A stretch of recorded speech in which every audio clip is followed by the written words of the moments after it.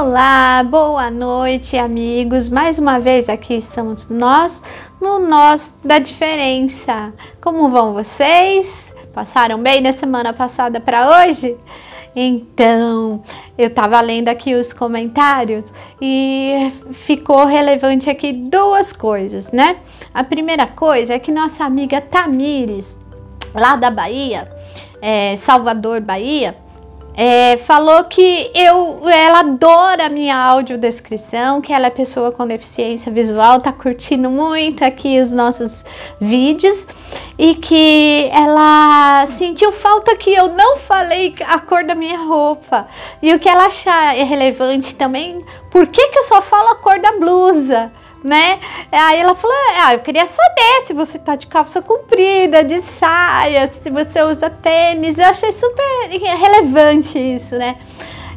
Tamires, eu falo, e outros colegas que também, como eu, são pessoas com deficiência visual, eu falo só a cor da blusa porque é a parte de cima do meu corpo que aparece no vídeo para as pessoas que enxergam, que não têm deficiência visual. Mas hoje eu vou me autodescrever aqui e vamos ver se eu acerto. Kelly, colabora aí comigo se eu estiver equivocada, ok? Então, aqui... Ela é a minha assessora, linda, maravilhosa aqui. Eu estou com o cabelo solto hoje, eu estou com um brinco prateado, tô colocando a mão aqui nos meus brincos. Também tô com um bracelete aqui que tem, acho que é umas formas geométricas, né, no braço direito, e esse bracelete é prateado. Eu estou com um relógio também, um relógio de pulso, que tem também uma pulseira prateada. Eu uso aliança, eu sou casada, estou com aliança aqui na mão esquerda. Deixa eu ver o que mais. A minha blusa é azul, né? Eu estou hoje aí, para quem não tá vendo a parte de baixo, eu estou com uma bermuda preta e um sapatinho também preto, tá? Eu estou sentada numa cadeira de rodinhas e ela tem os bracinhos, né? Eu estou com os braços apoiados aqui nos braços da cadeira. O fundo aqui tem uma parede laranja. E nós temos 3 quadros nessa parede. E aí eu vou pedir para os meus amigos que enxergam que comentem aí quais são os quadros, que depois que eu terminar aí de contar a história da minha vida, aí eu vou fazer uma descrição melhor desses quadros, explicar o significado do nome do nosso programa, ok? Então, assim, a minha esquerda, que deve ser a direita de você que está nos assistindo, tem um quadro que é uma mulher. No meio aqui, na direção da minha cabeça aqui, nós temos um quadro que também tem uma mulher, tem uma paisagem com lua, flores, né? O que mais que vocês veem aí? Conta aí pra mim, faz no comentário. E à minha direita tem um quadro que tem símbolos egípcios. Que símbolos são esses? Que significados são esses? Quem sabe me contar? Depois vocês me detalham aí. Eu adoro, como eu já enxerguei, né? E enxerguei, tive baixa visão até meus 20, 21 anos, então eu adoro descrição das coisas, cores, detalhes, e cada um tem uma observação, né? Tem uma forma de olhar a mesma coisa e destacar um detalhe. Também teve uma outra inscrita aqui do nosso programa que falou assim: Regina, você usa o relógio, por quê? Se você é deficiente visual, como que você usa o relógio? Então, gente, eu mostrei uma vez rapidamente, vou mostrar novamente, depois pra frente eu vou contar a história do relógio Braille, né?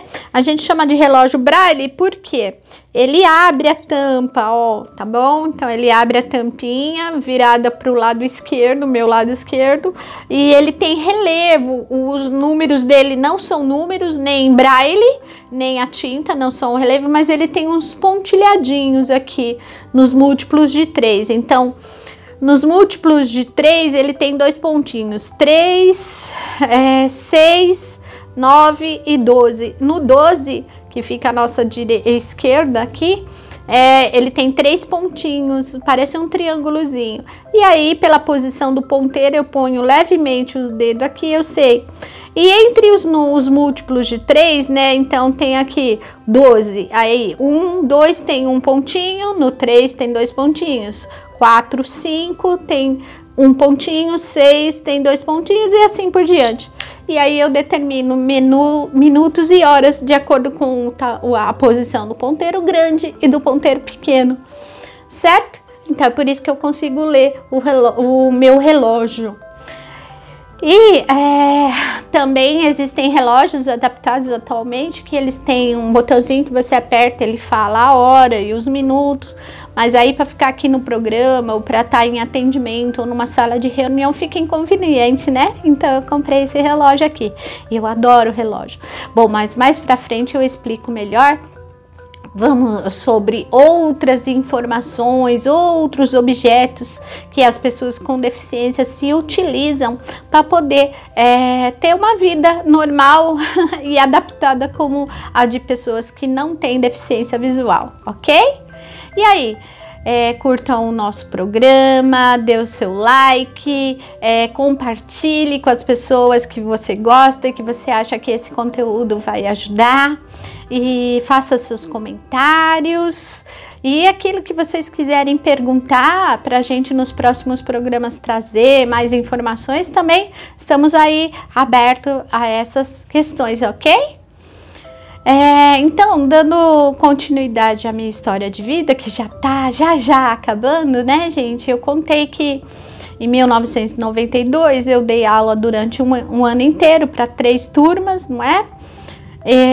De terceiro ano, na época, chamado terceira série, que em 1993 eu comecei a me deparar com os meus limites e ver não minhas incapacidades, mas minhas limitações para dar aula para crianças que enxergam. E a partir daí eu comecei a entrar em crise comigo mesmo, eu comecei a perceber que eu não estava sendo útil e eu acho que a missão minha, enquanto pessoa particularmente, é ensinar e informar as pessoas de como conviver. Porque conteúdo de escola a gente aprende nos livros e todos os anos essas coisas mudam e se melhoram e se modificam. Então hoje de manhã eu estava conversando com uma colega de serviço e lembrei que quando eu dei aula lá em 1992 e quando eu estudei também lá nos anos 76 e em diante, a nossa geografia, que era uma das disciplinas que eu dava, era totalmente diferente da disciplina atual de geografia, o conteúdo. Não é? Existiam, pelo mapa do Brasil, existiam 22 estados e mais o Distrito Federal, que dava no total da nossa bandeira 23 estrelas, ok? E eu não sei quando, e aí quem souber e quiser comentar futuramente, de um tempo para cá, alguns estados que não eram denominados estados foram classificados como estados e resultou em que temos 26 estados mais o Distrito Federal, que é a capital do Brasil, que a gente não considera como estado, por ser a capital do nacional, e totalizando na nossa bandeira 27 estados, não é? 27 estrelas, desculpe.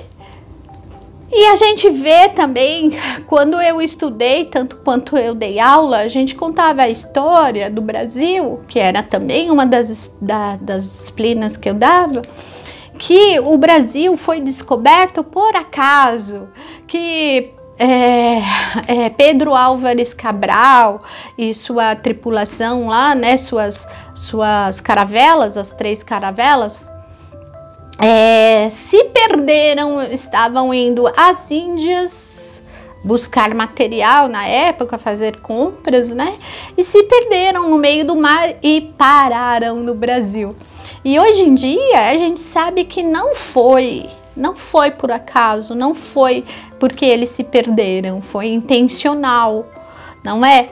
A gente estudava e ensinava lá até 1992, na época que eu dei aula, eu não sei quando exatamente isso mudou, que bandeirantes eram as pessoas que vieram para o Brasil para desbravar o Brasil, para conhecer as terras do Brasil e tornar ela uma nação, não é? Mas depois eu mesma estudei no ensino médio, o atual ensino médio, na minha época era colegial, né? Passou para segundo grau, que esses bandeirantes eram prisioneiros lá de Portugal e que foram mandados para o Brasil.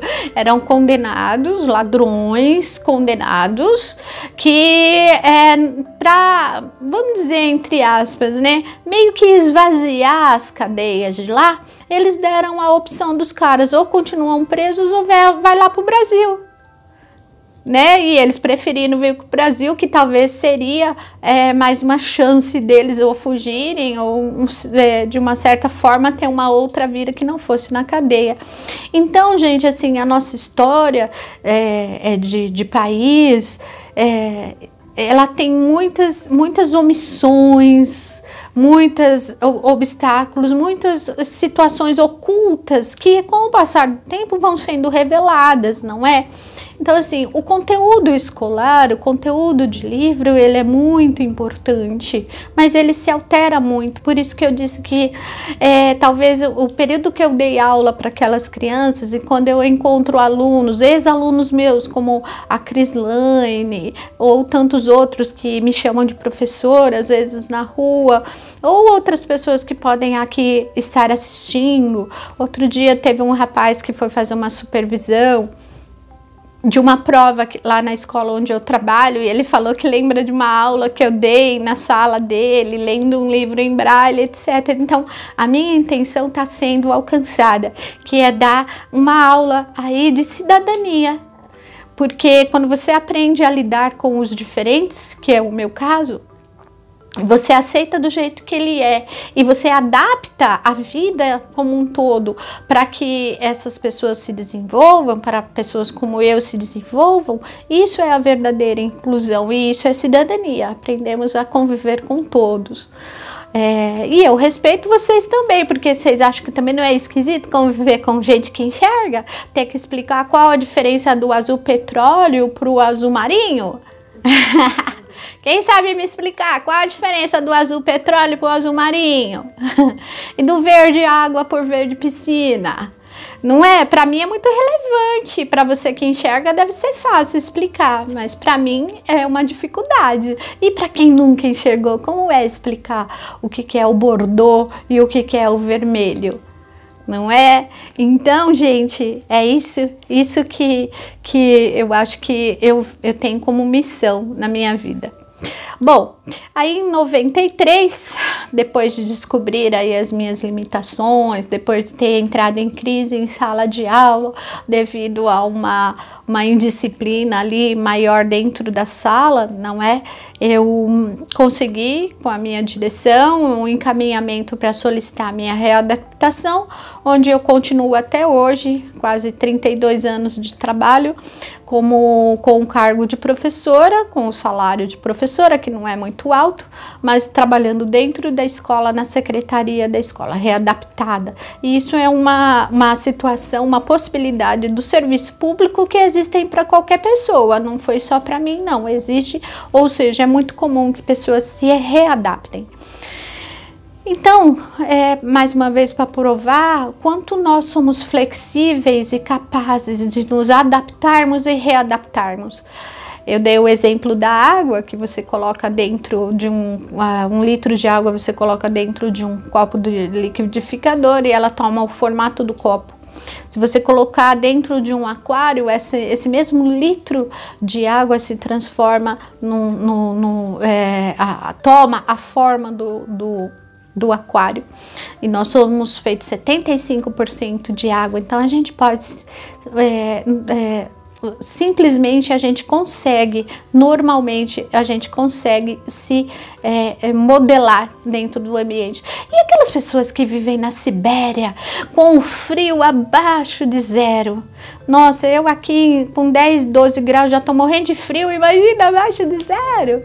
E aquelas pessoas que lá no Saara vivem com uma temperatura de 35, 40 graus ou mais diariamente, na sombra. Eu adoro calor, mas o calor desse, como será? Mas vivem? E quantas e quantas? E aqui mesmo no nosso país, pessoas que vivem lá no agreste do norte e nordeste, na seca e conseguem sobreviver. E pessoas que vivem lá no Pantanal, e recentemente passou a novela, onde a cada 6 meses eles estão num período de seca ou num período dentro d'água, não é? Quem estudar aí sobre como é o clima lá do Pantanal vai entender o que eu tô falando. E eu tô jogando para que vocês pesquisem e estudem mesmo as diferenças, não é? Então a gente é muito maleável, muito capaz de nos adaptarmos. E por que não nos adaptarmos quando adquirimos uma deficiência, seja ela na infância ou na fase adulta, seja ao nascer ou na fase adulta? O que fazer? Porque se Deus não nos tirou daqui, é porque a gente tem uma missão para fazer com isso. Bom, eu me readaptei. E aí eu comecei a trabalhar na secretaria da escola, atendendo telefone, fazendo ligações para as famílias quando as crianças estavam doentes. Na época a gente não tinha fax, não tinha internet como hoje, então haviam alguns comunicados administrativos que a gente tinha que passar de escola para escola, a gente chamava rede, eu estava sempre lá. Bom, e aí foi o que me proporcionou que eu realizasse um grande sonho. Porque a partir daí eu comecei a ter um salário, meu pai não tinha condições de me pagar uma faculdade. E lá nos anos anteriores, nos anos 80, quando a minha mãe faleceu, quando eu via minhas amigas arranjando namorado e eu sempre ficando de escanteio, não é? E eu sempre era a última a saber de certas histórias, de certas informações. Eu não podia passear tanto quanto passeio hoje, quase não saía. E quando meu pai falou que não queria que eu estudasse, e quando meu pai não quis que eu andasse sozinha, né? Eu pensava assim, puxa, eu queria tanto explicar para as pessoas que a gente é capaz, a gente é limitado, mas a gente é capaz de andar sozinha com o uso da bengala. Eu sou capaz de me apaixonar por um homem é capaz de se apaixonar por mim, não é só porque eu sou cega que eu sou assexuada, muito pelo contrário, não é? Então eu pensei assim, eu vou ser psicóloga para poder ensinar para essas pessoas, e principalmente para as famílias das pessoas com deficiência, que a gente só é limitado, a gente não é incapaz. E só que eu achei que eu nunca ia realizar esse sonho porque eu não ia trabalhar, etc, etc. E aí eu consegui passar no concurso, como eu já falei, e consegui adquirir o meu dinheiro. E aí eu entrei, prestei o vestibular, foi na FMU e no Mackenzie. Na FMU eu fui reprovada e eu vim descobrir muitos anos depois porque eu fui reprovada. Porque na redação eu utilizei o pronome em primeira pessoa, eu. E por regra, em redações você não deve utilizar pronome em primeira pessoa. Vocês sabiam disso? Eu vim descobrir isso muito recentemente. Então você sempre tem que usar na terceira pessoa. Por exemplo, gostaríamos, gostaria, queria, nunca eu posso falar eu queria que fosse. Se eu usar o pronome eu, pronto, já foi eliminada. E eu fui eliminada por causa disso na redação. No Mackenzie eu fiquei para a segunda chamada e na Uniban eu fui na primeira chamada. E prestou também o filho, na mesma época, o Claudinho, o filho da minha colega que me ajudou lá, a mãe da Simone, né? A Zelinda, que me ajudou, gravou os livros, converteu os mapas em relevo para eu poder dar aula, né? Minha amiga querida, minha madrinha, minha segunda mãe do coração, minha madrinha de crisma. E aí eu fui lá e o Claudinho tinha ido ver o resultado da faculdade. E aí eu falei, e aí, Cal, você viu o meu resultado? Aí o Cláudio parece que passou também, se eu não estiver muito enganada. Depois, Cal, você corrige isso pra mim? E aí ele falou, ó, você... E me pegou assim por baixo dos braços, nas axilas, e me girou no ar. E falou, você passou! Foi uma sensação, uma emoção tão gostosa, né? E aí eu comecei a fazer a Uniban. Com o passar do tempo, ela mudou de nome. Hoje ela é chamada Faculdade Anhanguera. Mas na época eu era a minha turma de psicologia foi a primeira turma de psicologia, né, do curso de psicologia da Uniban. E eu me formei no final de 99, comecei em 1995 e me formei em 1999. No dia 21 de dezembro de 1999 eu recebi a colação de grau, onde era uma cerimônia muito simples, somente com os alunos e alguns familiares que tivessem tempo de ter ido lá, porque era um dia de semana, né? Mas, gente, eu me senti tão vitoriosa naquele dia, tão gloriosa, que eu falei assim para mim mesma, né? Puxa, eu acho que existem poucos seres humanos que conseguem realizar um sonho, um desejo tão grande. E eu consegui. E eu me formei psicóloga, não é? E é isso, gente, que eu tinha para contar no segundo momento. E a semana que vem, aí sim, aí eu termino e conto como que foi a minha vida a partir daí. E como que estamos aqui hoje, por que estamos juntos aqui hoje. Ok? Então fica aí com a felicidade daquele abraço, daquele giro no ar que o Cal me deu, que eu tinha passado. E até semana que vem. Não esqueça de curtir o nosso programa, não esqueça de compartilhar e fazer o seu comentário, ok? Beijo, até semana que vem.